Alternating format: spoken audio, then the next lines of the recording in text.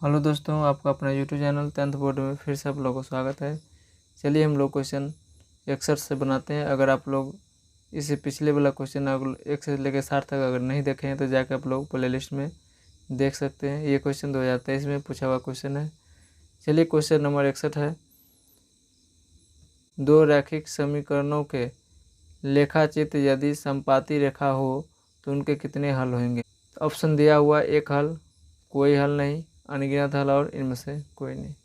ये हम चार्ट दिए हैं, इसको जो है बहुत अच्छे तरीके से याद कर लीजिए, क्योंकि ये इसी चार्ट से जो क्वेश्चन पूछता है। यहाँ से 3, यहाँ से 3 और यहाँ से 3, टोटल कितना हो गया, 9 क्वेश्चन आपको पूछेगा इसी चार्ट से। इसीलिए आप लोग इस चार्ट को जो है अच्छे से याद। प्रतिच्छेदी रेखा देगा तो केवल एक हल होगा, ठीक। अगर समपाती रेखा पूछेगा, अनेक हल। अगर समपाती रेखा पूछेगा तो अनेक हल, और समांतर रेखा पूछेगा तो कोई हल नहीं।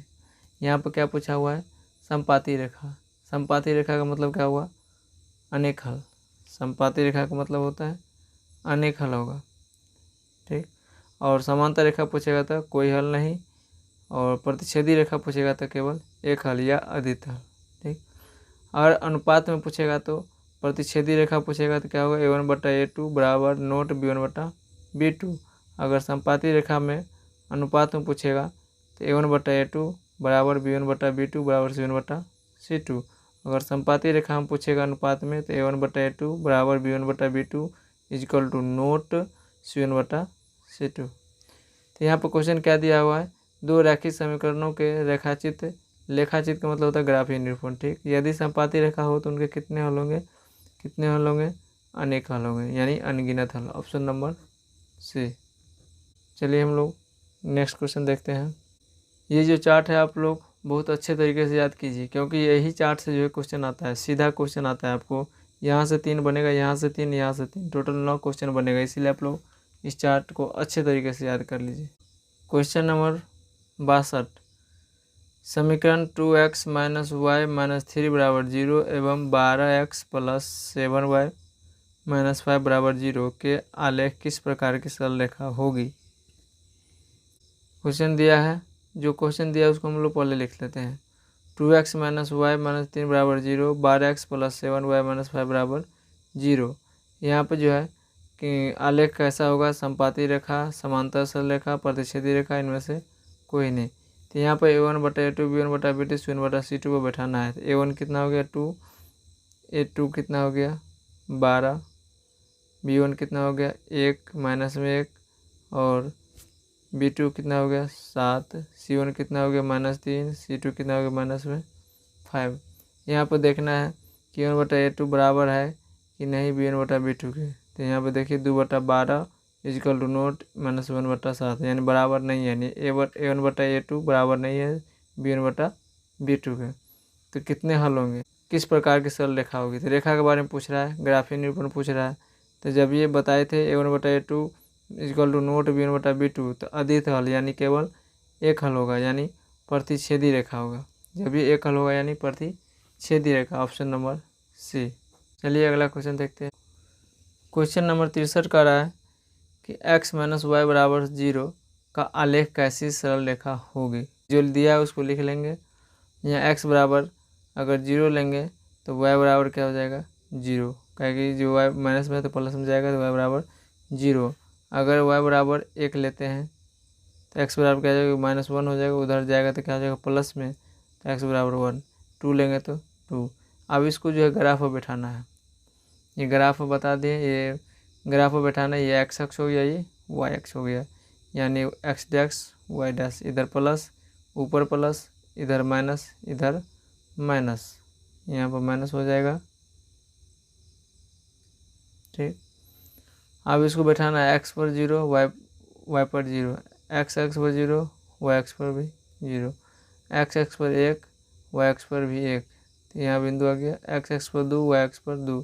तो यह बिंदु जो मिलाने वाले एक रेखा मिला, उसी रेखा के बारे में बात कर रहा है, किस कैसी सरल रेखा होगी। तो ये किधर से गुजरा है, मूल बिंदु से गुजरा है। ऑप्शन के हिसाब से देखना है, एक्स अक्ष के समांतर। देखिए एक्स अक्ष यहाँ है, ये एक्स अक्ष के समांतर हुआ नहीं हुआ। दूसरा वाई अक्ष के समांतर, वाई अक्ष यहाँ है, तो वाई अक्ष के समांतर हुआ नहीं हुआ। तीसरा है मूल बिंदु से होकर, मूल बिंदु ये हो गया, मूल बिंदु से होकर जाती है, सही है, इनमें से कोई नहीं, ऑप्शन नंबर सी। अगला क्वेश्चन है 64 नंबर, निम्नलिखित में से कौन द्विघात समीकरण है।